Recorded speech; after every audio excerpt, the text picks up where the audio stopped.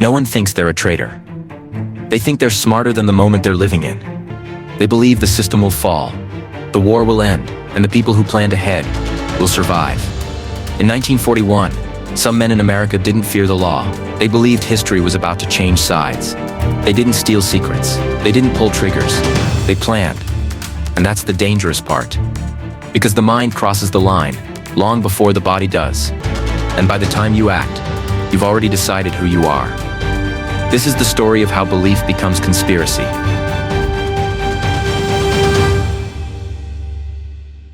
In the years before the United States entered the Second World War, the country moved through its days with an uneasy balance between distance and denial. The conflict consuming Europe felt geographically remote, yet its ideological shockwaves were already present inside American cities, organizations, and private estates. The federal government watched with increasing concern as foreign political movements found sympathetic ground within the United States, often disguised as cultural associations, social clubs, or émigré causes. Among these, the rise of pro-Axis activism did not announce itself through secrecy at first. It advanced openly, confidently, under banners, uniforms, and newspapers, protected by constitutional freedoms and sustained by individuals who believed history was moving inexorably in their favor. The Federal Bureau of Investigation, still refining its modern counterintelligence role, began quietly mapping this landscape. Surveillance files grew thicker through the late 1930s, as agents tracked organizations that openly praised foreign dictators while publicly claiming loyalty to the United States. What troubled investigators most was not rhetoric alone, but organization. These movements exhibited discipline, hierarchy, secrecy, and international reach. Their leaders traveled frequently, maintained encrypted correspondence, and spoke in terms of inevitability rather than speculation. They believed that war would not only come, but that it would rearrange power in ways that rewarded those who prepared early. One such figure lived far from any city center, on an estate in Thompson, Connecticut. Anastase Andreevich Vonsiatsky was a naturalized American citizen, but he did not see himself as American in the conventional sense. He carried the identity of a displaced Russian noble, a former White Army officer who had survived revolution, exile, and defeat. His loyalty was not to a nation-state as it existed, but to a vision of a future Russia cleansed of communism and rebuilt through force. From the moment he arrived in the United States in the early 1920s, Vonsiatsky viewed the country less as a permanent home and more as a base of operations. Its wealth, freedom, and distance from Europe made it ideal for organizing a movement that could not survive elsewhere. By the early 1930s, Vonsiatsky had transformed his personal ambition into a structured political organization, the Russian National Revolutionary Labor and Workers' Peasant Party of Fascists. Headquartered on his Connecticut estate, presented itself as a global movement of white Russian exiles, united against Soviet rule. Its publications circulated across Europe, Asia, and the Americas. Its symbols borrowed freely from European fascism, combining the Russian double eagle with the swastika in a deliberate display of ideological alignment. Membership required secrecy, obedience, and readiness for action when the moment arrived. To Vonsiatsky, the moment was always approaching. As Germany consolidated power under Adolf Hitler, Vonsiatsky watched closely.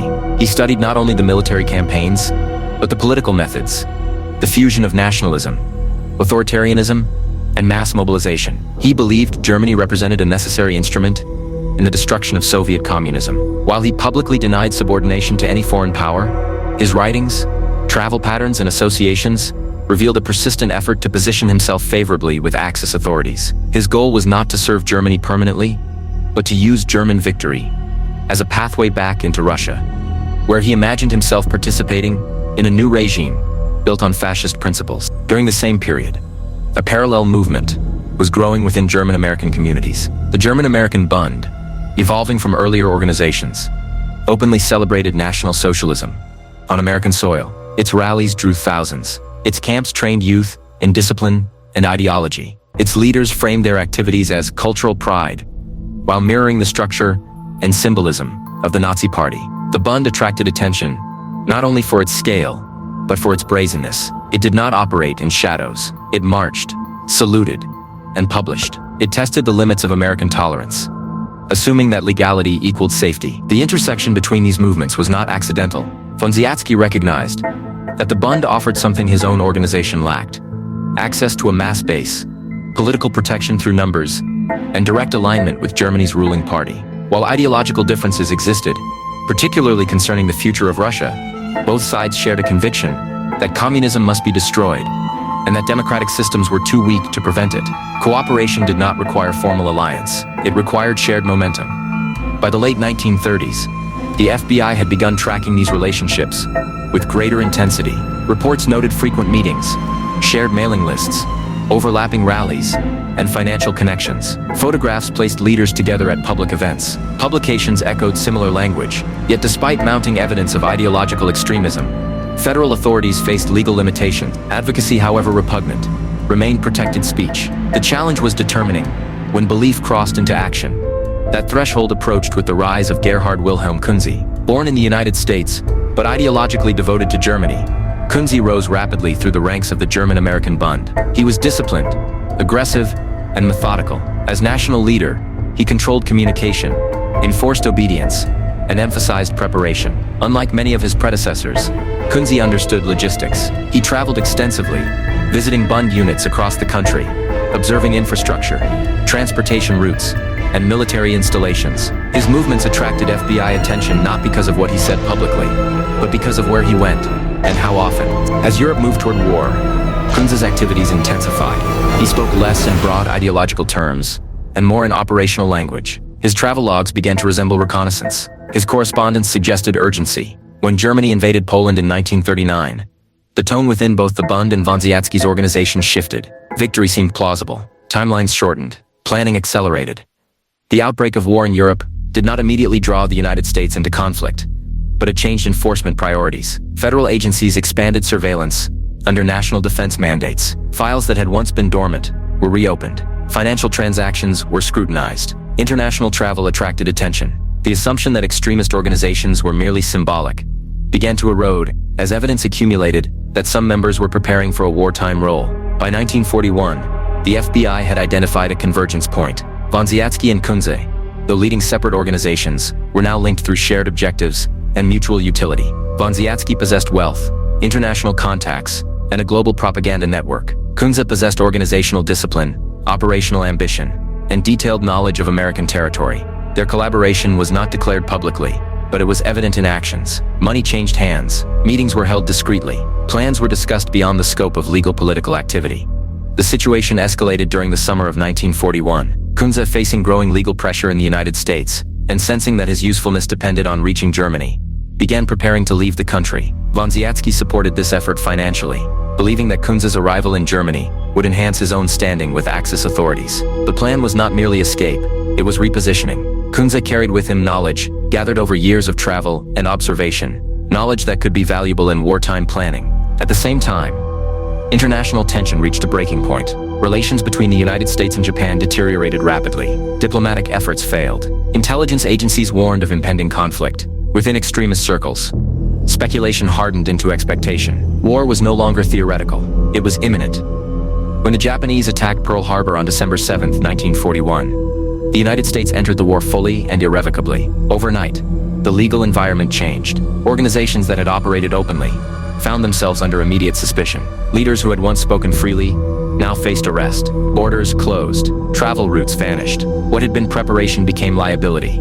For Kunze, the timing was catastrophic. He had already crossed into Mexico, operating under an assumed identity. His plans to reach Germany were disrupted by diplomatic realities. German embassies, now constrained by host governments and wartime scrutiny, could no longer assist openly. Kunze was forced into increasingly desperate measures, purchasing a small boat and stockpiling supplies in a coastal fishing village. His actions, once calculated, became conspicuous. For Vonsiatsky, the shift was equally dramatic.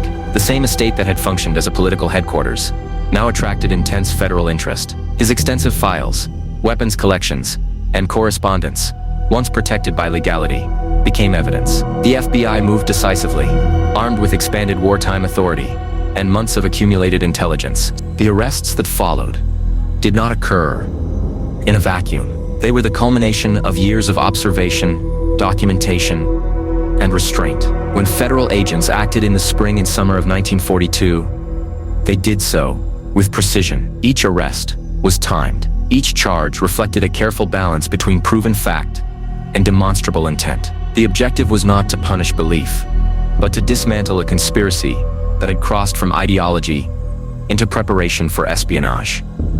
The Vonsiatsky Espionage case would ultimately reveal a critical truth about wartime America. The most dangerous threats were not always foreign operatives landing on shores or transmitting coded messages abroad. Sometimes they were citizens and residents who believed history favored them, who mistook tolerance for weakness, and who assumed that the protection of law would outlast their loyalty to it. By the time the government moved against them, the illusion of safety had already collapsed.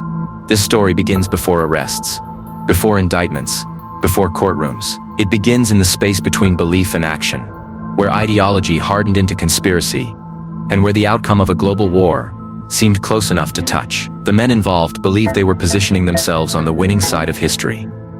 They were wrong. By the time Anastase Vonsiatsky settled permanently in rural Connecticut, the trajectory of his life had already been shaped by collapse, violence, and displacement. He had been born into the last years of Imperial Russia, raised within a culture of military service and aristocratic obligation, and carried through adolescence by institutions designed to produce officers loyal to the Tsarist state. That world ended violently.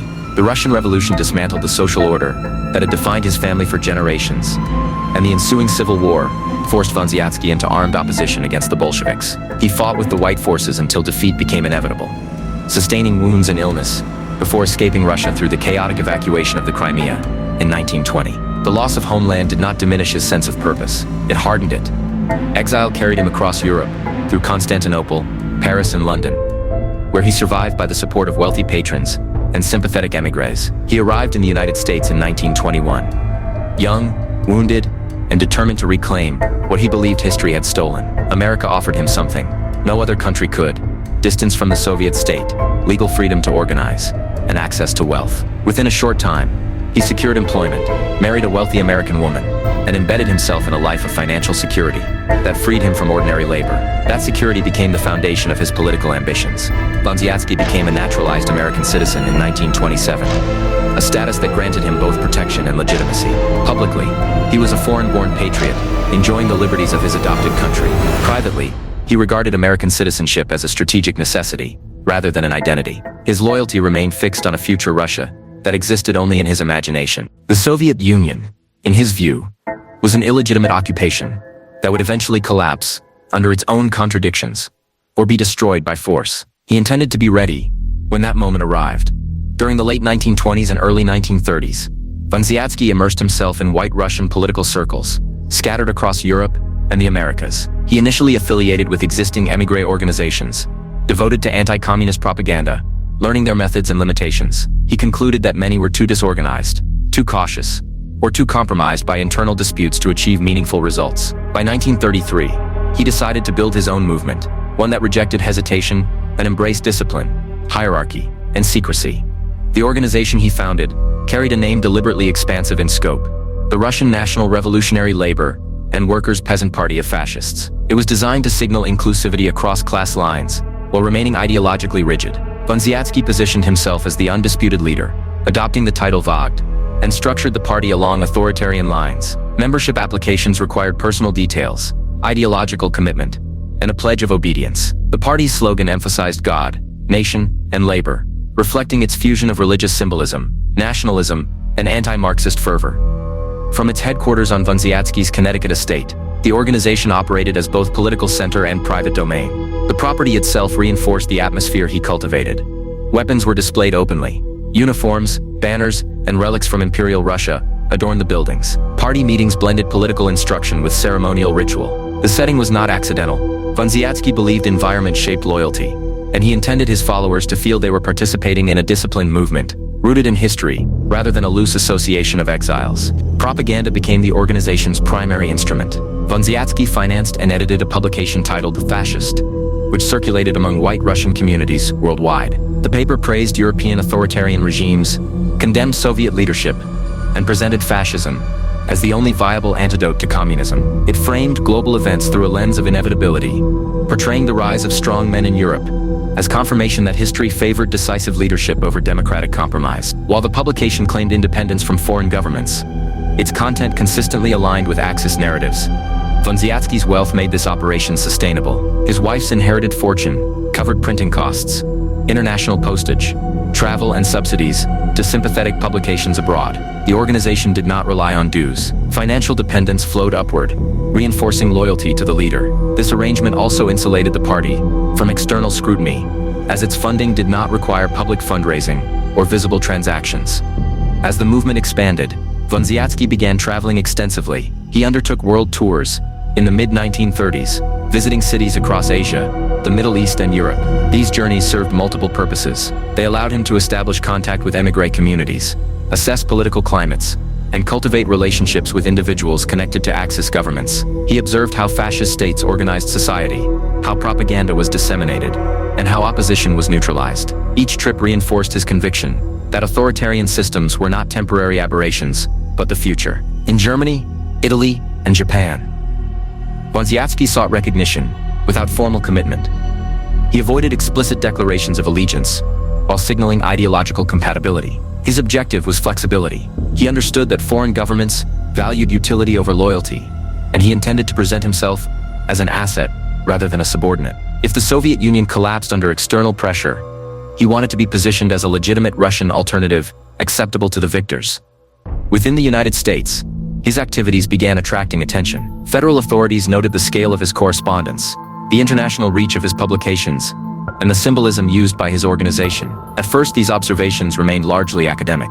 The FBI cataloged his movements and contacts, but found no immediate legal basis for intervention. Vonsiatsky operated carefully within the boundaries of the law, exploiting the protections afforded by free speech and association. The political climate shifted as Europe moved closer to war. Germany's expansion and the visible success of fascist regimes emboldened extremist movements, abroad and at home. Vonsiatsky interpreted these developments as confirmation of his long-held beliefs. He intensified propaganda efforts, increased international communication, and began speaking more openly within his circle about imminent change. The tone of his organization hardened. Preparation replaced speculation. At the same time, the German-American Bund was gaining prominence. Its rallies, camps, and publications demonstrated that large-scale authoritarian movements could operate openly within the United States. Vonsiatsky recognized the Bund as both a risk and an opportunity. Public association with German National Socialism carried political danger, but it also offered access to a disciplined network aligned with a powerful foreign state. He began attending Bund events, establishing personal relationships with its leadership, and exploring ways to leverage the organization without surrendering control of his own movement. These interactions were calculated. Vonsiatsky believed that cooperation with the Bund could extend his reach into Germany, while providing his organization with political cover through association with a mass movement. He viewed the relationship as transactional rather than ideological. His ultimate objective remained Russia, not Germany, but he understood that any future campaign against the Soviet Union would likely pass through German territory and depend on German consent.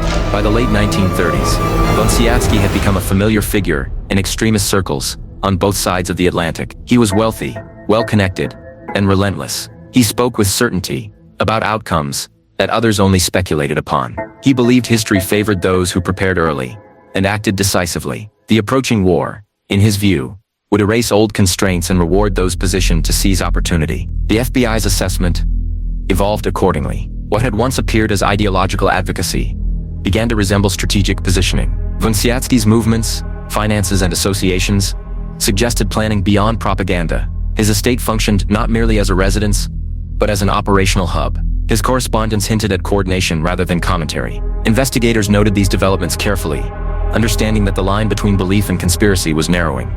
As 1939 ended and Europe entered full-scale war, Vonsiatsky remained convinced that the United States would eventually be drawn into the conflict. He also believed that when that happened, the legal protections he relied upon would weaken. Rather than slowing his activities, this belief accelerated them. He acted as though time was limited and advantage fleeting.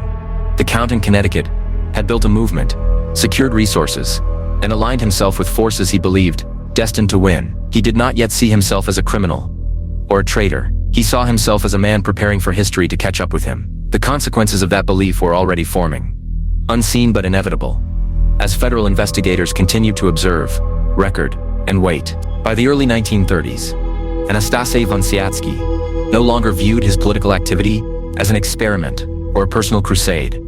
It had become a system.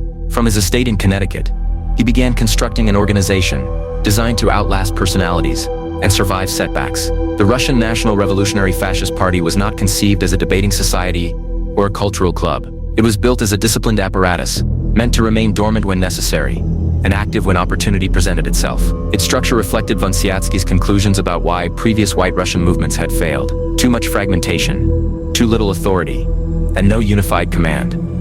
The party's internal organization followed strict hierarchical lines. Leadership flowed downward, from Vonsiatsky alone. Committees existed, but their function was administrative, rather than deliberative. Orders were not debated, they were transmitted. Loyalty was measured not by enthusiasm, but by obedience. Members were instructed to maintain secrecy, limit disclosure even within the organization, and accept that the movement's success depended on patience and discretion. This emphasis on internal discipline distinguished Vonsiatsky's group from many émigré organizations that relied on rhetoric without enforcement. Recruitment expanded steadily across the United States and abroad. White Russian communities in Europe, the Balkans, South America, and Asia became targets of outreach. The appeal was carefully calibrated. Vonsiatsky presented himself as a leader who combined aristocratic lineage with modern political realism. He promised not nostalgia, but restoration through force. He did not speak of compromise with the Soviet state, only its removal. This message resonated with individuals who had lost property, status, or family during the Russian Revolution and remained convinced that history had wronged them. The organization's international reach depended heavily on propaganda. The party's newspaper, The Fascist, became its primary instrument.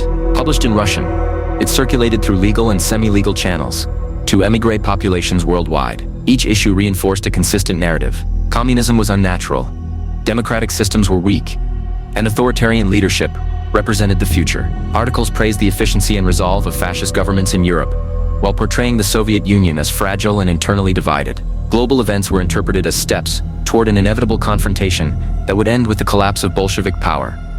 Distribution networks were carefully managed. Copies of the publication were mailed abroad, passed hand to hand, and sometimes reproduced by sympathetic presses in foreign cities. Vonsiatsky subsidized friendly publications in Shanghai and elsewhere to ensure favorable coverage of his movement. Financial support was offered in exchange for editorial alignment, creating informal alliances that extended the party's influence without formal incorporation. These arrangements allowed the organization to operate across borders without establishing visible headquarters that could attract government scrutiny. Vonsiatsky's wealth underwrote the entire operation. His wife's fortune insulated the party from financial pressure and external oversight. Because there were no membership dues, loyalty did not depend on monetary contribution. Funding flowed one way, reinforcing the leader's authority.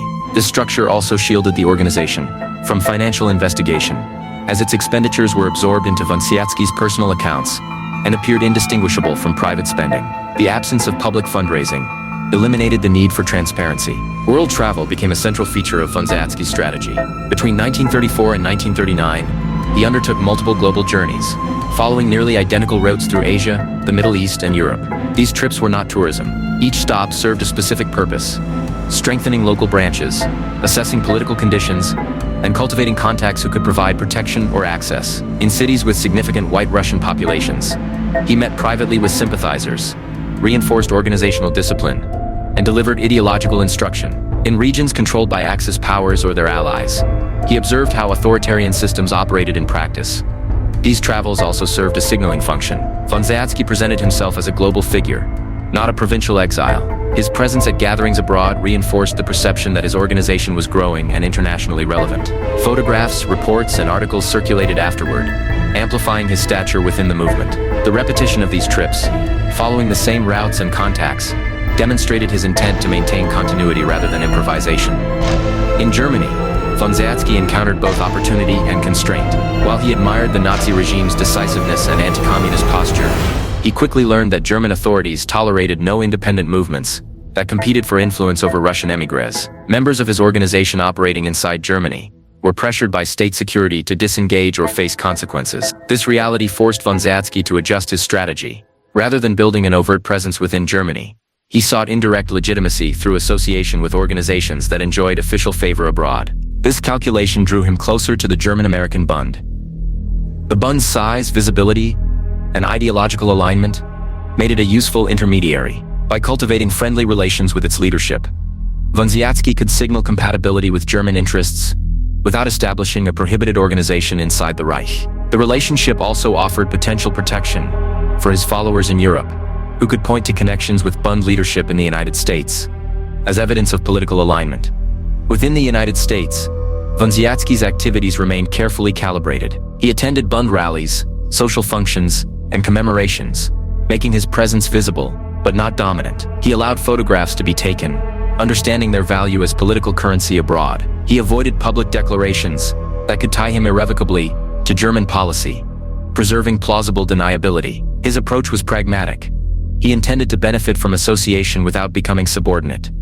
As the decade progressed, the tone of his organization's internal communications shifted. Early writings had emphasized preparation and ideological clarity. Later communications stressed urgency. The consolidation of fascist power in Europe, particularly after the annexation of Austria and the occupation of Czechoslovakia, reinforced Vonsiatsky's belief that democratic resistance would fail. Each German victory was interpreted as confirmation that authoritarian systems were superior in times of crisis. This conviction shaped operational planning. Vonsiatsky began discussing scenarios rather than abstract goals. He considered what role his organization could play during a future conflict between Germany and the Soviet Union. He speculated about administrative positions, propaganda functions, and political representation. These discussions remained internal, but they revealed a shift from ideological advocacy toward anticipatory governance. He was no longer content to influence opinion. He intended to participate in power.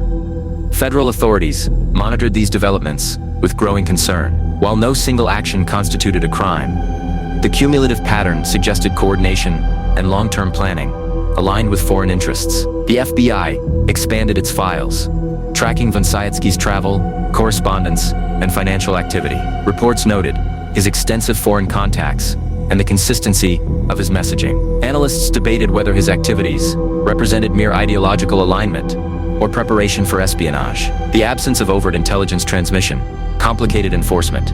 By the late 1930s, the distinction between propaganda and preparation began to blur. Vonsiatsky's organization had developed communication channels capable of rapid dissemination. Its leadership structure allowed orders to be transmitted efficiently. Its international reach created pathways that could, under wartime conditions, be repurposed for intelligence or coordination. Investigators recognized that networks built for ideology could be adapted for espionage with minimal modification. Despite this, intervention remained limited. The United States was not yet at war, and constitutional protections constrained action. Vonsiatsky exploited this environment skillfully. He avoided explicit commitments to foreign governments, framed his movement as anti-communist rather than anti-American, and emphasized legality in public statements. Privately, he expressed confidence that the legal environment would change once war began, at which point speed and preparation would matter more than caution. As Europe descended fully into war in 1939, Vonsiatsky intensified his efforts. He increased publication frequency, expanded correspondence, and reinforced loyalty among key figures. He believed that the collapse of the Soviet Union was approaching, and that Germany would require Russian collaborators to administer conquered territory. He intended to be ready when that call came. What Vonsiatsky did not fully appreciate was that the same qualities he valued, discipline, secrecy, coordination, and persistence, were equally visible to those watching him. The movement he built was coherent, resilient, and purposeful. It was also traceable. Each letter, each trip, each meeting added to a record that would later be examined, not as isolated actions, but as components of a deliberate pattern. By the end of the decade, the foundation was complete. Vonsiatsky had built a movement with global reach, financial independence, ideological clarity, and strategic ambition. He believed he had positioned himself correctly for the coming conflict. He had prepared for victory abroad without fully considering the consequences at home. As war approached the United States, the structure he had so carefully constructed would become the framework through which investigators interpreted intent, coordination, and conspiracy. As Anastase A expanded his movement beyond a circle of white Russian exiles, he confronted a practical limitation that ideology alone could not overcome. His organization possessed discipline, money, and international reach, but it lacked a mass base within the United States and any direct channel to a ruling power capable of defeating the Soviet Union. The German-American Bund, by contrast, had visibility, numbers, and an openly declared allegiance to the government of Nazi Germany. Its rallies filled halls and stadiums. Its camps trained youth. Its leaders spoke confidently about political destiny. For Vonsiatsky, the Bund represented both an opportunity and a risk. and the manner in which he approached it revealed his evolving understanding of power. The Bund had grown rapidly during the mid-1930s by exploiting ethnic identity, grievance, and admiration for Germany's resurgence under Hitler. Its leadership emphasized loyalty to German culture, while framing its activities as lawful expressions of heritage. Beneath that surface, the organization mirrored the structure of the Nazi Party. Authority flowed downward. Orders were enforced. Uniforms and symbols reinforced obedience. To federal observers, the Bund appeared less like a cultural association and more like a disciplined political movement, aligned with a foreign state. To Vonsiatsky, it appeared efficient. Vonsiatsky's first engagements with the Bund were cautious. He attended public events, rallies, and commemorations without assuming a leadership role. He allowed himself to be photographed in proximity to Bund officials, understanding the value of visual association. These images circulated among his followers abroad, where proximity to German power carried political significance. He did not issue joint statements or formal declarations of alliance. Instead, he cultivated personal relationships, believing that influence was best secured informally, rather than through written commitments. The ideological overlap between the two movements was substantial, but not complete. Both rejected communism and democracy. Both embraced authoritarian discipline. Both celebrated militarism and national rebirth. Yet Vonsiatsky's ultimate goal diverged from that of the Bund. He did not seek a permanent German-dominated order. He sought a Russian fascist state that would emerge from the ruins of Soviet power. Germany, in his calculations, was a means to an end. This distinction informed his careful distance. He could cooperate without subordinating himself.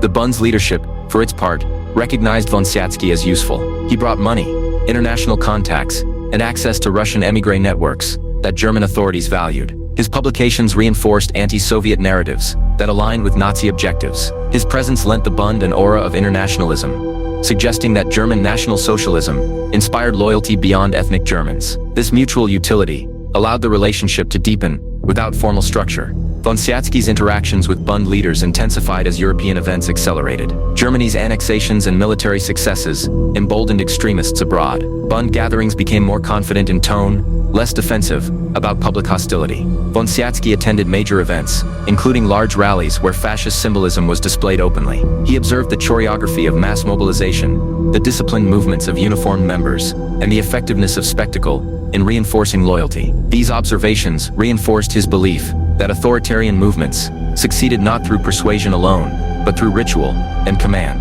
Behind the scenes, the relationship served a more strategic purpose. German authorities had begun suppressing independent white Russian movements within the Reich, viewing them as potential competitors. Vonsiatsky understood that maintaining a direct organizational presence in Germany was no longer feasible. The Bund offered a workaround. By demonstrating friendly relations with Bund leadership in the United States, Vonsiatsky could signal ideological alignment to German officials while keeping his own organization nominally independent. This indirect validation allowed his movement to survive where direct operation would have failed.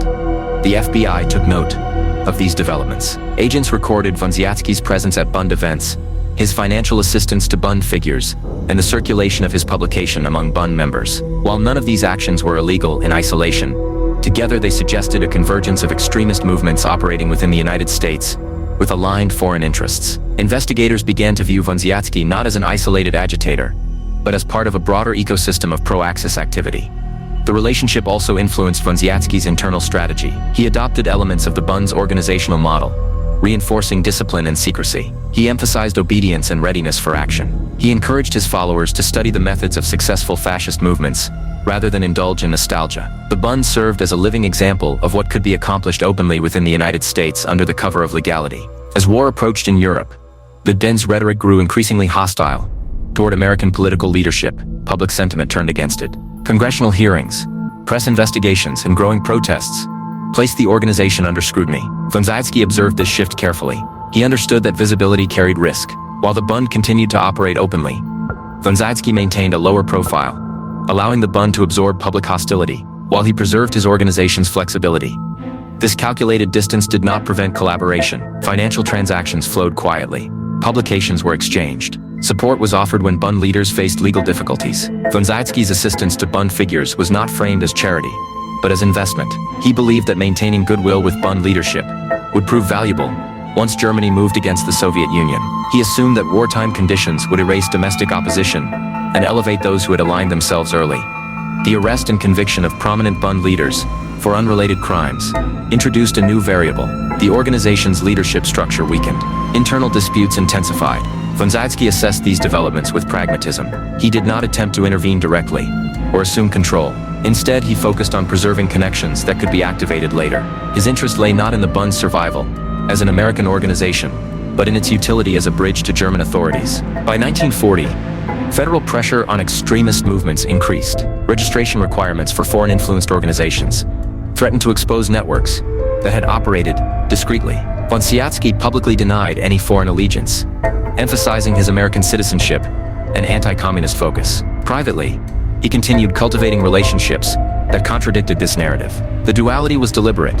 He believed that ambiguity protected him from immediate legal action while preserving strategic alignment.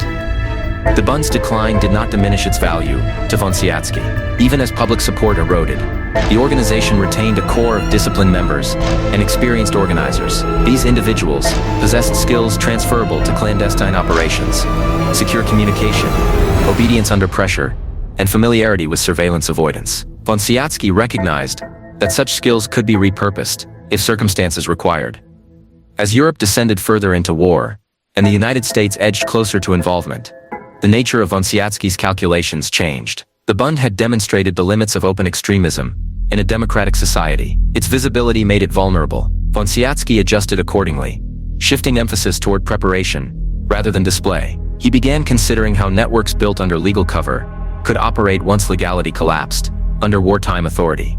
The FBI's files reflected this shift. Reports noted fewer public appearances by Vonsiatsky, but increased private correspondence and travel coordination. Analysts recognized that his reduced visibility did not indicate retreat. It indicated adaptation. The Bund connection had taught him that survival depended on timing and discretion.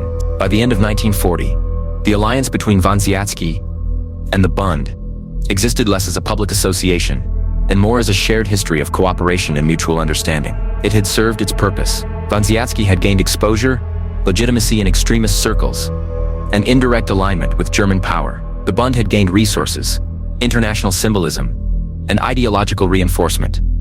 What remained was the question of action. The infrastructure was in place. The relationships had been tested. The only missing element was a catalyst that would convert preparation into conspiracy. As international tensions escalated and war loomed, that catalyst drew closer.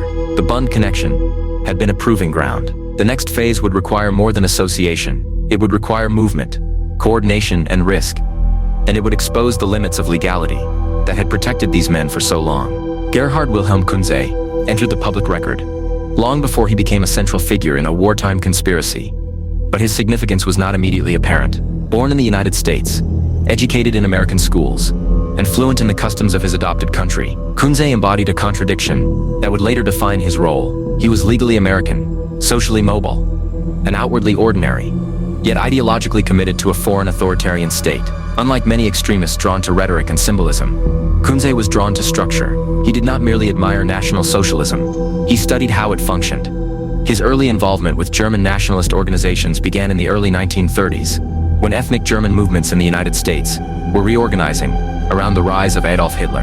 Kunze gravitated toward these groups, not because of cultural nostalgia, but because they offered hierarchy, discipline, and direction. When the Friends of New Germany evolved into the German-American Bund, Kunze found an organization that mirrored the methods of the Nazi Party. While operating openly under American law, he committed himself fully, accepting orders, enforcing discipline, and advancing steadily through its ranks. Kunze's rise was rapid. He demonstrated an ability to organize meetings, manage personnel, and impose obedience. He traveled extensively, visiting Bund units across the country, ensuring that directives from national leadership were implemented without deviation. He demanded conformity in dress, behavior, and ideology. Those who resisted were marginalized. Those who complied advanced. His effectiveness drew the attention of Bund leadership, and by the late 1930s he occupied senior national positions, eventually becoming national leader. As Kunze's authority grew, so did his understanding of the organization's vulnerabilities and strengths. He recognized that public rallies and propaganda generated visibility, but also scrutiny. He began emphasizing internal discipline over spectacle. Meetings became more controlled. Communications became more selective. The Bund, under his leadership, adopted a posture that balanced public presence with internal readiness. Kunze believed that the organization's true value lay not in persuasion, but in its ability to mobilize quickly under favorable conditions. Kunze's responsibilities required constant travel. He moved through the Midwest, the Northeast, and the West Coast, ostensibly to coordinate Bund activities. These journeys exposed him to the physical infrastructure of the United States, in a way few civilians experienced. He observed rail hubs, industrial centers, ports, and military installations. He noted troop movements, base locations, and logistical patterns. While such observations were not illegal, their accumulation formed a mental map of strategic value. Kunze retained information methodically, relying on memory rather than written records. To avoid detection, federal authorities began noticing the pattern. FBI field offices reported Kunze's repeated presence near sensitive locations and his extensive travel unrelated to legitimate employment. At first, these observations were catalogued without immediate consequence. Kunze remained within the bounds of legality, and his movements could be explained through organizational duties. However, analysts began to question the necessity of such extensive travel for a political organization, ostensibly focused on cultural advocacy. Kunze's ideology hardened as Europe moved toward war. German military successes reinforced his belief that history favored decisive action. He viewed the United States as unprepared and divided, governed by institutions too slow to respond to global threats. Within Bund circles, he framed events as confirmation that authoritarian systems were superior in moments of crisis. His speeches emphasized readiness rather than persuasion, discipline rather than debate. By 1939, Kunze's position placed him in direct contact with Anastase Vonsiatsky. The two men approached extremism from different origins, but shared complementary traits. Vonsiatsky possessed wealth, international reach, and ideological fixation on Russia. Kunze possessed operational discipline, domestic organizational control, and intimate familiarity with American terrain. Their interaction was not based on friendship but on utility. Each recognized the other as a means to an end. Vonsiatsky observed Kunze with interest. Unlike many Bund figures driven by theatrics, Kunze was methodical and unsentimental. He understood logistics, enforcement, and timing. To Vonsiatsky, Kunze represented something his own organization lacked: an individual capable of executing plans, rather than merely articulating them. Kunze, in turn, saw Vonsiatsky as a gateway to international relevance and financial support. Their alignment did not require formal agreement. It emerged through shared assumptions about the future. As war erupted in Europe, Kunze intensified his activities. He undertook longer trips, often combining organizational visits with extended observation of infrastructure. He paid particular attention to coastal facilities, transportation corridors, and industrial sites supporting military production. These observations were framed internally as preparation for an uncertain future. Kunze believed that when conflict reached the United States, those who understood its physical layout would possess advantage. The Bund's legal troubles increased during this period. Public hostility grew. Investigations multiplied. Kunze faced mounting pressure from authorities and political opponents. He responded by tightening control, reducing public exposure, and increasing internal secrecy. The organization's rhetoric became less public-facing and more inward-looking. Kunze anticipated a transition from legality to constraint and sought to prepare accordingly. By 1940, Kunze's role had evolved beyond that of a political leader. He functioned as an organizer capable of coordinating movement, communication, and discipline under pressure. He had accumulated years of observation regarding American military and industrial capacity. He had established contacts across the country and abroad. He understood how to operate within and around surveillance. The FBI's assessment shifted. Kunze was no longer viewed merely as a domestic extremist. He was increasingly regarded as a potential intelligence asset for a foreign power. His access, mobility, and ideological commitment made him dangerous under wartime conditions. Analysts noted that while no evidence existed of transmitted intelligence, the potential was undeniable. Kunze himself appeared to recognize the narrowing window. He began contemplating departure from the United States, anticipating that continued presence would limit his usefulness and expose him to legal action. His value, he believed, lay in reaching Germany, where his knowledge and loyalty could be exploited fully. This calculation marked a critical turning point. Preparation was giving way to action. By the end of 1940, Gerhard Kunze stood at the center of a convergence. His personal ambition aligned with Vonsiatsky's strategic vision. The Bund's decline increased his vulnerability, while sharpening his urgency. The global war he had long anticipated was expanding, and the opportunity to reposition himself before borders closed was diminishing. Kunze did not yet consider himself a fugitive or a spy. He believed he was a political actor, preparing for inevitable realignment. What he failed to recognize was that the same discipline and foresight he prized had already placed him under sustained observation.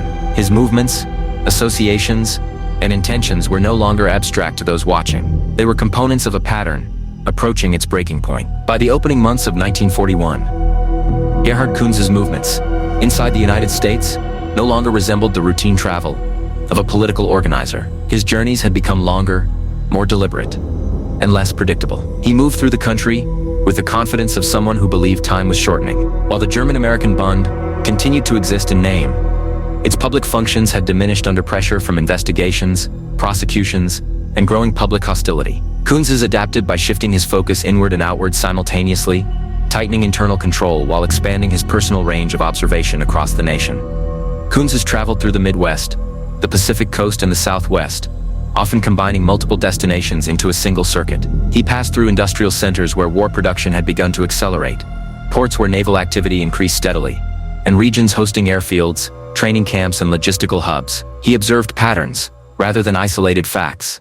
The rhythm of troop movements, the flow of materials, the proximity of factories to transportation corridors. He avoided writing details down, relying instead on memory and repetition. What he carried with him was not a list, but a mental framework of American capacity and vulnerability. These journeys were justified publicly as organizational visits and personal travel. Privately, they served a different purpose. Kunze understood that should Germany engage the Soviet Union fully, it would require extensive knowledge of American industrial and military support. He believed that first-hand observation would elevate his usefulness once he reached Europe. His focus was not on immediate transmission of information, but on preparation for future relevance. He intended to arrive as someone who knew the terrain of a potential adversary. Anastase Vonsiatsky followed Kunze's activities with growing interest. He recognized that Kunze was moving beyond ideological leadership into operational preparation. Their interactions became more frequent and more purposeful. Vonsiatsky provided financial assistance, covering travel expenses and legal costs that allowed Kunze to remain mobile. He viewed this support as investment. Kunze, in turn, understood that Vonsiatsky's wealth and international contacts could facilitate his eventual departure from the United States. During this period, Kunze attended a conference in Chicago at the Bismarck Hotel, a meeting that would later draw intense scrutiny. Present were individuals already known to federal investigators for their extremist affiliations, including figures connected to both the Bund and Vonsiatsky's network. The gathering did not resemble a public rally. It was closed, discreet, and focused on logistics rather than ideology. Discussions centered on Kunze's growing vulnerability inside the United States and the feasibility of removing him from the country before legal constraints tightened further. The idea of Kunze's departure was not framed as retreat, it was framed as advancement. Kunze believed his value would increase once he reached German-controlled territory. He had already accumulated knowledge of American geography, military installations, and industrial capacity. He assumed this information would be welcomed by German authorities engaged in global war planning. Vonsiatsky shared this assumption, believing that facilitating Kunze's escape would strengthen his own standing with Axis officials and position him favorably in any future restructuring of Russia. As plans took shape, additional participants were drawn into the orbit. Dr. Otto Wilhelm, a Bund leader with organizational experience and knowledge of Kunze's activities, was aware of the proposed departure and its significance. Dr. Wolfgang Ebel, based in El Paso and possessing extensive contacts in Mexico, became a critical intermediary. Reverend Kurt Mulzans, resident in Philadelphia, was identified as a secure mail drop, providing a means of communication that avoided direct traceability. Each role was limited in scope, reducing exposure while maintaining connectivity. The FBI, meanwhile, had begun correlating data from multiple field offices. Reports from Chicago, California, Texas, and the East Coast revealed overlapping travel patterns and recurring associations. Kunze appeared repeatedly in proximity to sensitive locations, often without obvious justification. Analysts noted the timing of his movements and the convergence of individuals known for extremist activity. While no single action constituted proof of espionage, the accumulation suggested intent. By mid-1941, international events accelerated dramatically. Germany launched its invasion of the Soviet Union in June. For Vonsiatsky and Kunze, this confirmed long-held expectations. The conflict they had anticipated was now underway. Vonsiatsky believed the Soviet state would collapse quickly, creating an opening for collaborators and administrators. Kunze believed his window to reach Germany was narrowing. Wartime controls were tightening. Borders would soon close completely. Kunze intensified his preparations. He finalized arrangements to leave the United States quietly, avoiding formal exit procedures that might alert authorities. His movements became more cautious. He reduced contact with Bund figures who were already under scrutiny and relied increasingly on intermediaries. Communication shifted away from open correspondence toward indirect channels. Each step reflected an awareness that time was working against him. In November 1941, Kunze crossed the border into Mexico, near El Paso. The crossing was executed without publicity and under circumstances designed to avoid immediate detection. Once inside Mexico, he adopted an assumed identity and began preparing for onward travel. His plan was to reach Germany by indirect means, possibly via maritime routes, avoiding countries closely aligned with the United States. Dr. Abel assisted in arranging contacts and logistics during this initial phase. Kunze's departure did not go unnoticed. FBI offices monitoring his activities noted his sudden disappearance and alerted headquarters. Investigators began reconstructing his movements, tracing financial transactions and correspondence that pointed toward Mexico. The case shifted from surveillance to pursuit. Kunze was no longer merely an extremist leader under observation. He had become a fugitive. The timing of his escape proved disastrous. Within weeks, the geopolitical landscape changed irrevocably. On December 7, 1941, Japan attacked Pearl Harbor, drawing the United States into the war. Days later, Germany declared war on the United States. Overnight, Kunze's assumptions collapsed. German diplomatic missions in neutral countries were constrained. Travel routes closed. What had seemed a calculated escape became a trap. In Mexico, Kunze found himself stranded. German officials, wary of antagonizing the Mexican government, refused to provide assistance. Kunze attempted to improvise, purchasing a small boat and stockpiling supplies along the Gulf Coast. His preparations, once discreet, became conspicuous. Local authorities observed the accumulation of fuel, food, and navigational equipment, inconsistent with recreational travel. Suspicion grew. Back in the United States, the FBI moved swiftly. With the country now at war, legal barriers that had once restrained action were removed. Agents prepared warrants, coordinated with Mexican authorities, and began arresting individuals connected to Kunze's escape. Vonsiatsky's estate in Connecticut was identified as a priority target. Years of collected intelligence were about to be acted upon. Kunze's reconnaissance of America had been extensive, deliberate, and systematic. It had positioned him, in his own estimation, as a valuable asset for a foreign power. What he failed to anticipate was how rapidly the environment would change once war erased ambiguity. The information he carried remained in his head, unused and untransmitted. The network that had supported him now faced exposure. The transition from preparation to consequence had begun, and it would unfold with the same inevitability Kunze once believed favored his cause. The decision to remove Gerhard Kunze from the United States was not made impulsively. It emerged from a convergence of pressure, calculation, and belief that time had become an enemy rather than an ally. By mid-1941, Kunze's visibility had become a liability. His name appeared too frequently in internal reports. His movements were noted by too many field offices, and his leadership role within a declining but scrutinized organization made continued domestic activity increasingly untenable. For those who had invested in his trajectory, departure was no longer an option among many. It was the only path that preserved usefulness. Anastase Vonsiatsky understood this clearly. He had spent years cultivating networks designed to function across borders, and he recognized when a piece needed repositioning. Kunze represented accumulated effort, years of ideological grooming, organizational authority, and first-hand observation of American infrastructure. Allowing him to remain under tightening surveillance risked losing that investment entirely. Facilitating his exit, by contrast, offered the possibility of converting preparation into leverage abroad. The logic was transactional and unsentimental. The planning phase unfolded quietly. There were no grand meetings, no written strategies circulated broadly. The fewer who knew, the safer the operation. The Chicago meeting at the Bismarck Hotel served as a convergence point rather than a command center. It brought together individuals whose roles were already defined by geography and capability. Kunze's vulnerability was assessed. Routes were discussed. Risks were weighed. The consensus was not optimism, but urgency. Financing became the first concrete step. Vonsiatsky provided funds directly, covering immediate expenses and unresolved legal obligations that might otherwise impede Kunze's movement. The transfer of money was framed as assistance, but its purpose was strategic. Financial independence allowed Kunze to travel without reliance on visible support structures that could attract attention. Each dollar reduced traceability. Logistics followed. Mexico emerged as the preferred exit route, not because it was ideal, but because alternatives had closed. Europe was inaccessible. Direct maritime routes were monitored. Air travel required documentation and scrutiny that Kunze could not risk. The southern border porous by comparison, and supported by sympathetic contacts, offered the highest probability of success. Dr. Wolfgang Abel's presence in El Paso and his familiarity with cross-border movement made him indispensable.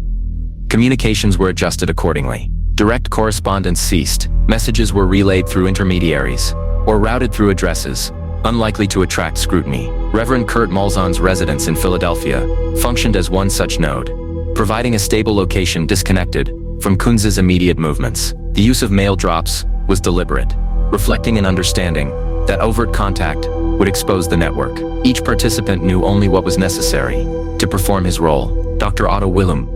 Its involvement remained peripheral, but significant. His awareness of Kunze's knowledge regarding military installations underscored the perceived value of the operation. He did not manage logistics or communications, but his presence in planning discussions confirmed shared understanding of stakes. Kunze was not being moved to safety.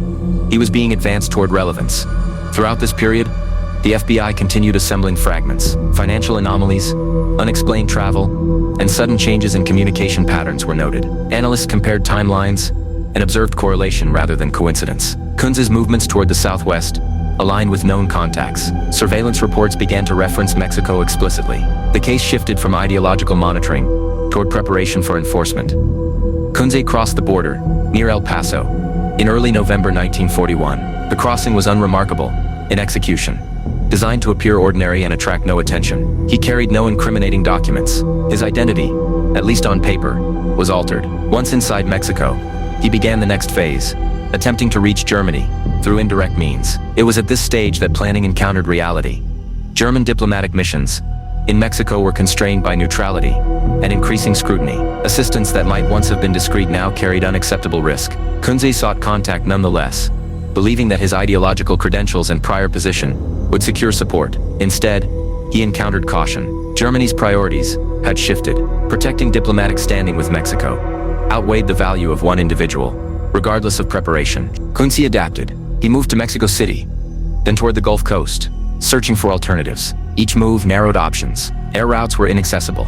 Maritime travel required resources and secrecy he struggled to maintain. He purchased a small boat, stockpiled fuel, food, and navigational equipment, and selected a coastal village where his presence might blend into routine activity. The scale of his preparations betrayed his intent. Local authorities noticed inconsistencies. A supposed convalescent required supplies far beyond leisure. As Kunze improvised, the international situation collapsed around him. On December 7, 1941, Japan attacked Pearl Harbor. The United States entered the war. Days later, Germany declared war on the United States. In a single week, the legal and diplomatic environment that had allowed ambiguity disappeared. Kunze's assumed neutrality evaporated.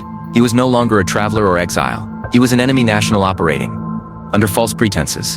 In the United States, the FBI moved decisively. With wartime authority established, investigators no longer needed to balance restraint against uncertainty. Warrants were prepared. Coordination with Mexican authorities intensified. Years of collected intelligence were organized into actionable cases. Vonsiatsky's estate, long observed but untouched, became a focal point. Agents prepared to move. Kunze's arrest by Mexican authorities occurred as he attempted to leave the country by sea. The circumstances were direct. Supplies, maps, false documents, and navigational tools confirmed intent. His assumed identity collapsed under scrutiny. Once detained, the broader picture emerged rapidly.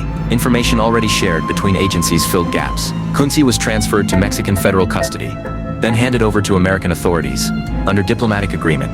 Back in the United States, arrests followed. Each participant was taken into custody with precision. Searches yielded documents, weapons, correspondence, and propaganda materials that transformed suspicion into evidence. The network that had relied on compartmentalization now faced comprehensive exposure.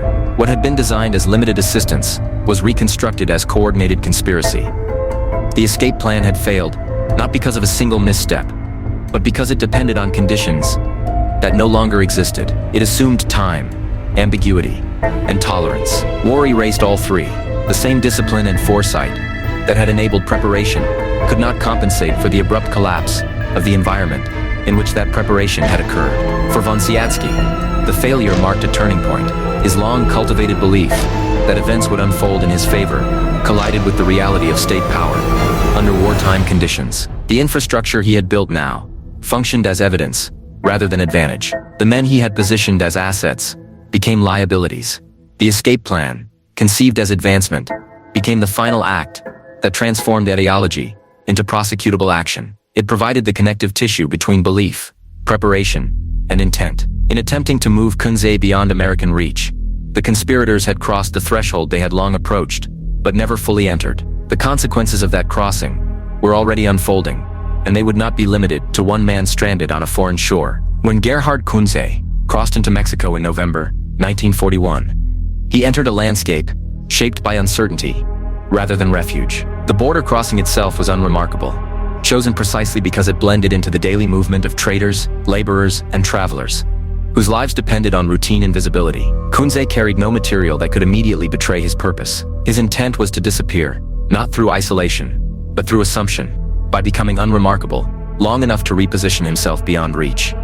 Inside Mexico, he adopted an assumed identity and moved deliberately, avoiding patterns that could be traced easily. His initial objective was to establish contact with German diplomatic representatives, believing that ideological alignment and prior prominence would translate into assistance. This assumption proved misplaced. Mexico's political position had hardened as the war expanded. German officials, now operating under increasing scrutiny and constraint, weighed every interaction against the risk of provoking the Mexican government. Kunze's presence offered liability rather than advantage. Assistance that might once have been discreet was now impossible.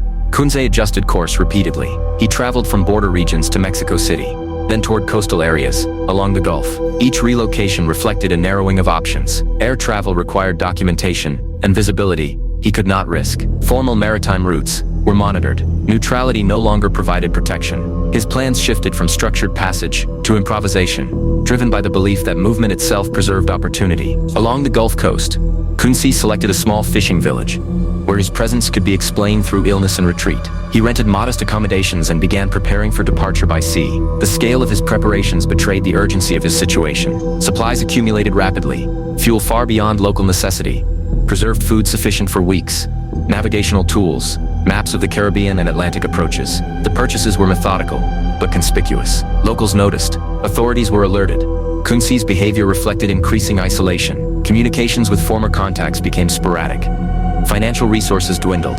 The diplomatic channels he had expected to rely upon remained closed. Each passing day reduced his margin for error. He believed that once beyond Mexican territorial waters, options would reopen. He misjudged the degree to which wartime surveillance had already extended across oceans.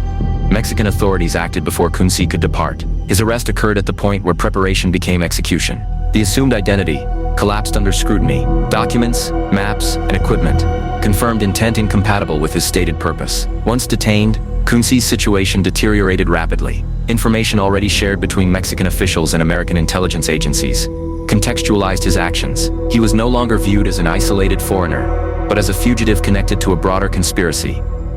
And the transfer of Kunze into American custody followed diplomatic protocol, but unfolded with urgency. He was flown to the United States under guard, arriving not as a political figure, but as a defendant. The knowledge he carried remained unused. The intelligence he had accumulated over years of travel never left his possession. What remained was evidence of intent, preparation, and coordination. In the United States, Kunze's capture accelerated enforcement actions already underway. Federal agents moved against remaining participants with confidence that flight risk had materialized into proof. Searches and arrests were executed almost simultaneously, preventing destruction of evidence or coordinated response. The network that had relied on compartmentalization now faced exposure in full.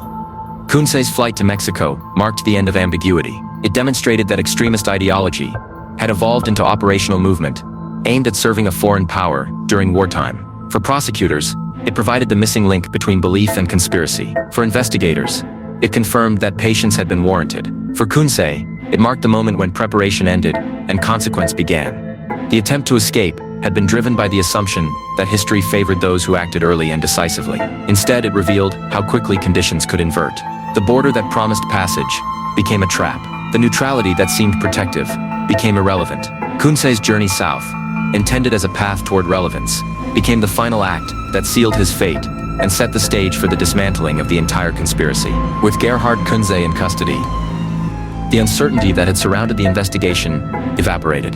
What had once required inference now rested on confirmed movement, false identity, and attempted flight during wartime. For federal authorities, this was the inflection point. Years of surveillance, documentation, and restraint shifted into coordinated enforcement. The machinery of the state expanded and empowered by war, began moving with speed and precision. The FBI acted first to secure what Kunze could no longer protect. Communications that had once appeared fragmented were reconstructed into a coherent sequence. Financial transfers that had seemed benign now carried intent. Travel records aligned. Correspondence routed through intermediaries revealed continuity rather than coincidence. Each element was placed into a single narrative that linked ideology, preparation, and action.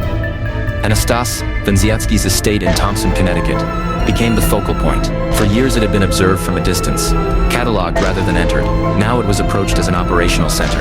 Agents arrived with warrants supported by wartime authority, and months of accumulated intelligence. The search was exhaustive. File cabinets filled with correspondence were opened. Publications, propaganda materials, and organizational records were seized. Weapons displayed as symbols were inventoried as evidence. Uniforms, banners, and insignia confirmed ideological alignment. What had once been private obsession became public record. The scope of the material shocked even experienced investigators. Decades of correspondence revealed the breadth of Vonsiatsky's network and the persistence of his ambitions. Letters traced his contacts across Europe, Asia, and the Americas. Publications documented ideological consistency over time. Financial records illustrated sustained support for extremist activity. None of it proved direct transmission of military intelligence, but all of it demonstrated coordination and preparation incompatible with innocence during wartime. Simultaneously, agents moved against other participants. Dr. Otto Wilhelm was taken into custody without resistance. His knowledge of Kunze's activities, combined with his attendance at planning meetings, placed him squarely within the conspiracy. Dr. Wolfgang Ebel, already under scrutiny in El Paso, was arrested and processed quickly. Evidence of his role as intermediary and facilitator confirmed his function within the network. Reverend Kurt Molzahn was detained after investigators confirmed the use of his residence as a mail drop and his connections to individuals of interest abroad. The arrests were executed in close succession. There was no opportunity for coordination or destruction of evidence. Each defendant was isolated, confronted with the weight of documentation already assembled. The strategy was deliberate. Federal authorities understood that delay invited confusion, narrative manipulation, and public sympathy. Speed preserved clarity. Public reaction followed swiftly. Newspapers reported the dismantling of an espionage conspiracy operating inside the United States. The framing was careful. Officials emphasized conspiracy rather than completed espionage, intent rather than outcome. This distinction mattered legally and politically. The case was not built on damage done, but on danger prevented. Legal proceedings began in Hartford, Connecticut, chosen for jurisdictional clarity and symbolic gravity. Indictments charged conspiracy to violate the Espionage Act of 1917. The language of the charges reflected restraint. Prosecutors did not claim that secrets had reached foreign governments. They asserted that defendants had knowingly planned, prepared, and acted to facilitate such transmission during wartime.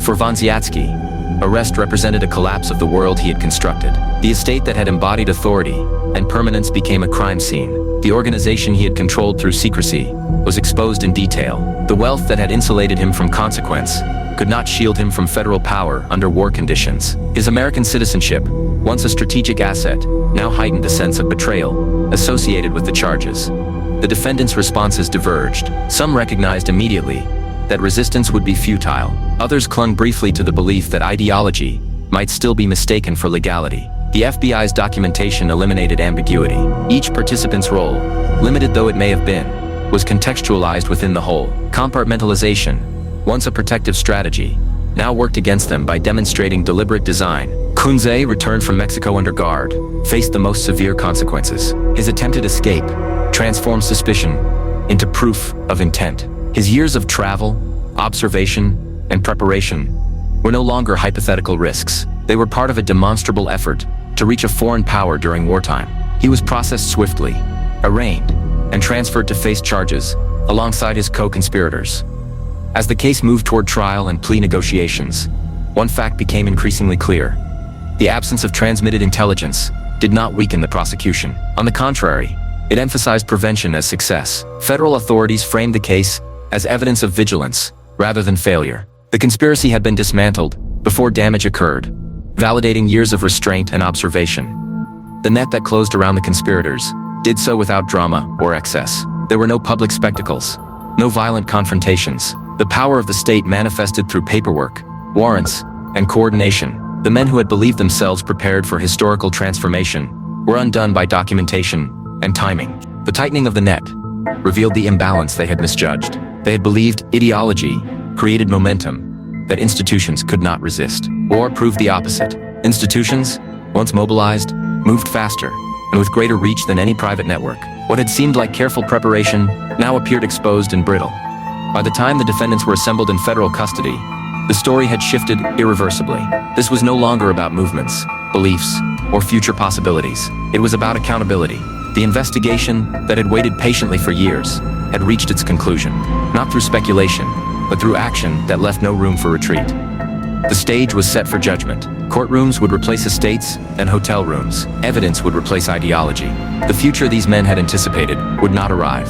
What remained was the reckoning that followed when preparation met the full weight of law. The transition from investigation to prosecution unfolded with the same deliberation that had defined the case from its earliest days. Federal authorities did not rush to dramatize what they had uncovered. Instead, they allowed the weight of documentation, chronology, and intent to speak for itself. The courtroom in Hartford, Connecticut, became the arena where years of surveillance, restraint, and analysis were translated into legal consequence. What entered that room was not speculation, but structure. The indictments returned by the federal grand jury were precise. They charged conspiracy to violate the Espionage Act of 1917, carefully avoiding claims that could not be proven, while emphasizing what could. The government did not allege that military secrets had reached Germany or Japan. It alleged that the defendants had knowingly conspired, prepared, financed, and acted with the intent to facilitate such transmission during a time of war. This distinction defined the case. Espionage, under wartime law, did not require success. It required purpose and action in furtherance of that purpose. Anastase Vonsiatsky stood at the center of the proceedings. His long record of correspondence, publications, travel, and financial support formed the backbone of the government's case. Prosecutors demonstrated how his estate functioned as a hub, rather than a retreat, how his organization operated with secrecy and hierarchy, and how his financial assistance to Kunze directly enabled attempted flight to a foreign power. His claim of ideological independence collapsed under the cumulative weight of evidence, showing sustained alignment with Axis interests. Vonsiatsky initially entered a plea of not guilty.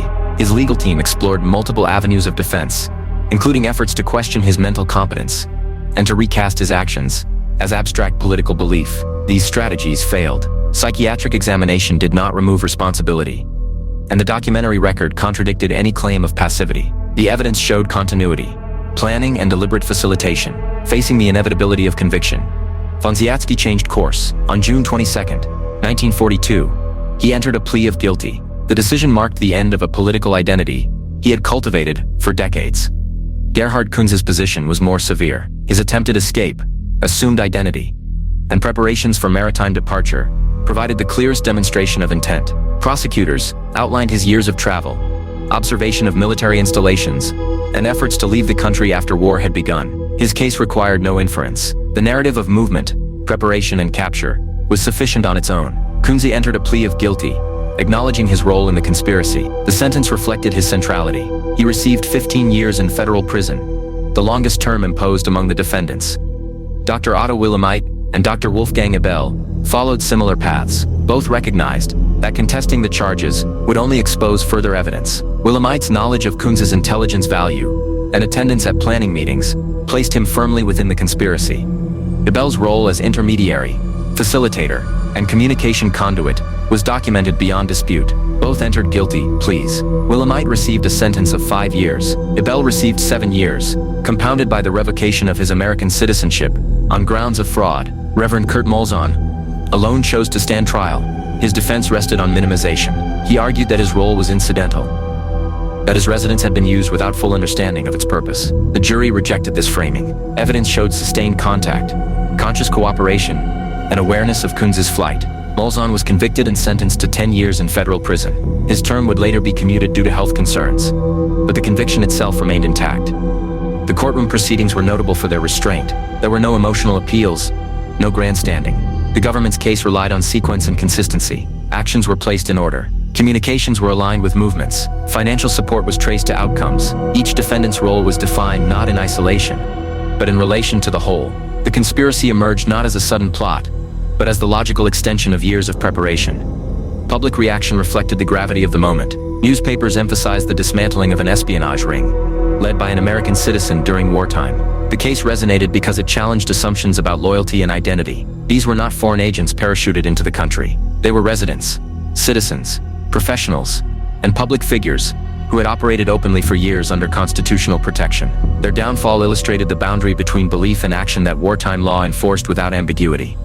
For the FBI, the case represented validation. Years of surveillance that had drawn criticism for inaction were now understood as discipline. Investigators had waited not because they were uncertain, but because they were constrained. When authority expanded, the evidence was ready. The Bureau's approach demonstrated that patience could be as decisive as speed. Sentencing concluded in August 1942. With the final judgment entered, the conspiracy ceased to exist as a functioning entity. Its leadership was imprisoned, its infrastructure dismantled, its propaganda seized. What remained was a record that would shape future counterintelligence doctrine. The government had demonstrated that domestic extremism aligned with foreign powers could be dismantled without waiting for catastrophe. The courtroom reckoning closed one chapter but clarified another. It established that the danger of espionage did not lie solely in stolen secrets, but in networks prepared to act when opportunity arose. The law had intervened not at the point of damage, but at the threshold of intent. In doing so, it redefined vigilance for a nation at war.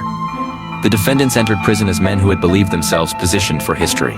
They left the courtroom as men overtaken by it. What followed would not be vindication or martyrdom, but obscurity. Their movements, once calculated, were now confined. The future they had imagined would never materialize. What remained was the final accounting of a conspiracy that mistook preparation for inevitability. With sentencing complete, and the defendants removed from public life, the Vonsiatsky conspiracy ceased to exist as an active force. There were no successor organizations waiting in reserve, no second tier prepared to assume leadership. The movement had been built around personalities, money, and secrecy. And once those elements were stripped away, nothing remained that could regenerate. What had appeared formidable in preparation proved fragile under sustained institutional pressure. For federal authorities, the conclusion of the case prompted a careful internal review rather than celebration. Investigators assessed not only what had been dismantled, but how close it had come to operational execution. The absence of transmitted intelligence did not diminish the seriousness of the threat. On the contrary, it sharpened understanding of how espionage conspiracies evolve. This case demonstrated that ideological networks, when combined with logistics, financing, and mobility, could cross into actionable danger without ever exchanging coded messages or stolen documents.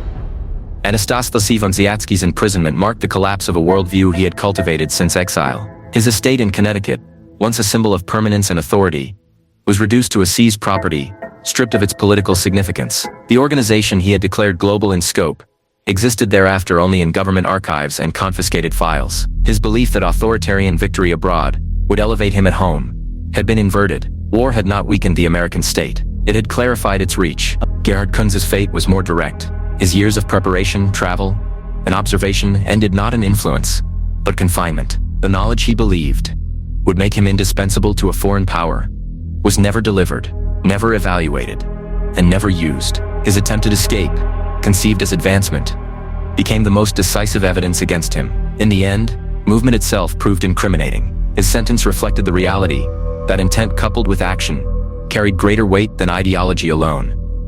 The remaining defendants faded quickly from public attention. Otto Wilhelm and Wolfgang Abel served their sentences without incident, their professional identities permanently overshadowed by conviction. Brillo's loss of citizenship underscored the legal consequences of fraud and allegiance concealed beneath naturalization. Kurt Malzahn's conviction, though later mitigated by health considerations, remained a warning that clerical status and public respect offered no immunity when participation crossed into conspiracy.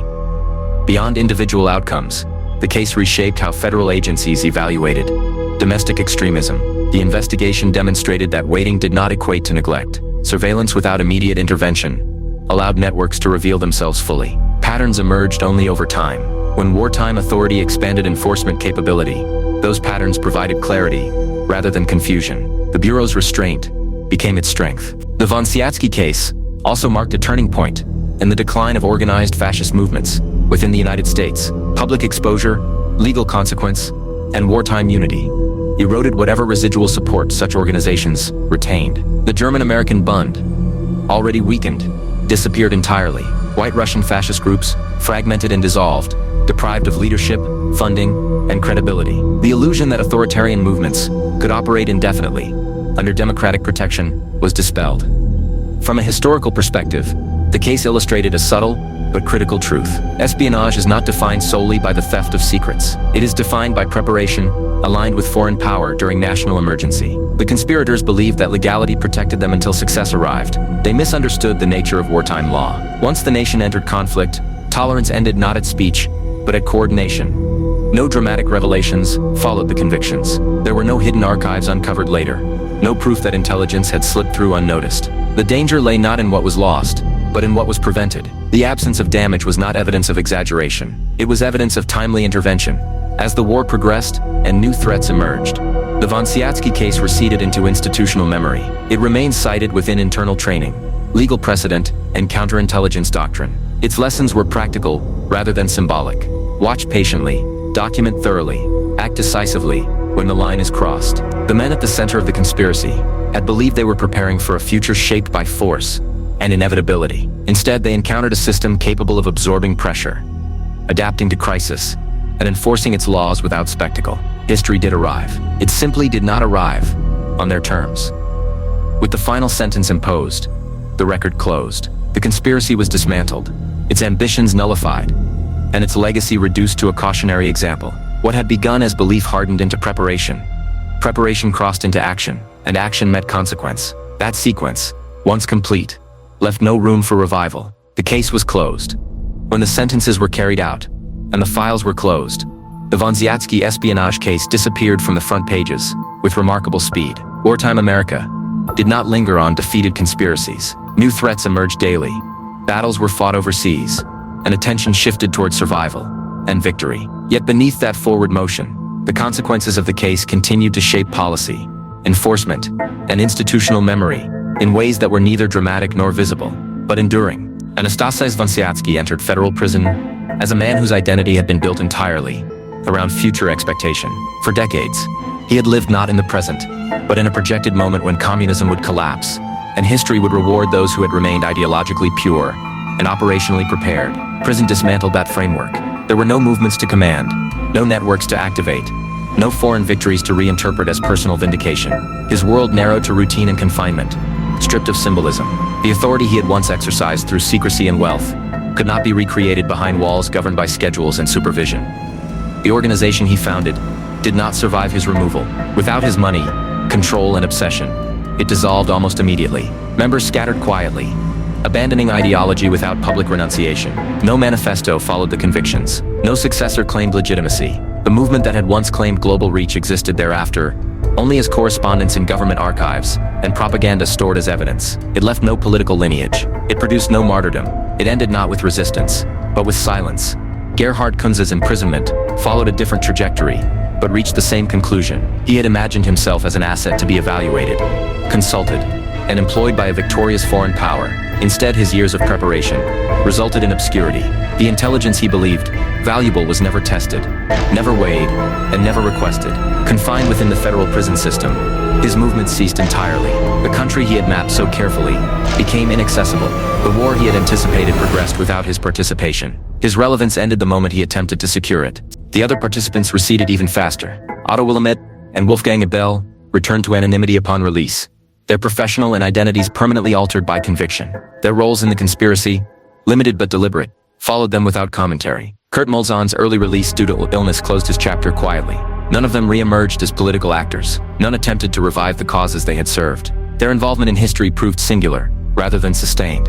For the Federal Bureau of Investigation, the case became something far more significant than a closed file. It served as a reference point in training, doctrine, and internal evaluation. The investigation validated a method that was often criticized during its execution: restraint. Agents had observed, documented, and waited through years when public impatience demanded immediate action. The absence of early arrests had drawn skepticism. The eventual convictions reframed that restraint as discipline. The case demonstrated that domestic threats aligned with foreign powers rarely announce themselves fully formed. They evolve gradually, blending into lawful activity until circumstances change. Surveillance, when conducted patiently and comprehensively, allows that evolution to reveal intent.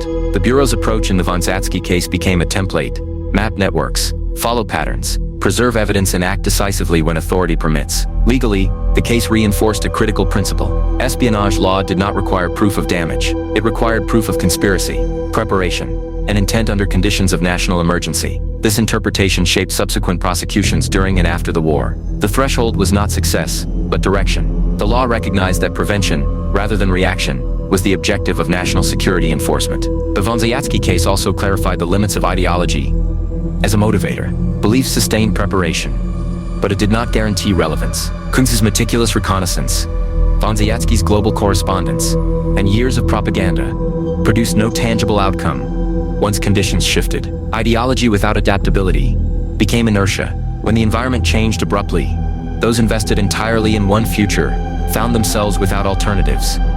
In later decades, counterintelligence professionals would revisit the case not for its personalities, but for its structure. It illustrated how conspiracies form incrementally, how legality can be exploited temporarily, and how decisive intervention depends on timing rather than urgency. The absence of urgency early in the case had been misinterpreted by observers. In hindsight, it was essential. The story ends without epiphany or reconciliation. There was no moment when the conspirators acknowledged error or when authorities declared triumph. The conclusion arrived quietly, through sentencing orders, prison transfers, and archived files. That quiet ending reflected the reality of most failed conspiracies. They do not collapse under spectacle. They dissolve under process. What remains is a record of how belief can harden into preparation, preparation into action, and action into consequence, without ever achieving its intended effect. The men involved believed they were positioning themselves for a new order. Instead, they encountered an old one, strengthened by crisis, and prepared to defend itself. The shadows they cast were real, but brief. They passed without reshaping the future they sought to control. History moved forward, indifferent to their expectations. The institutions they underestimated endured. The conspiracy they built vanished, and in that absence, the lesson remained. Inevitability belongs not to those who predict it, but to those who withstand it. Like, share, and subscribe to stay with the mystery crime for new cases.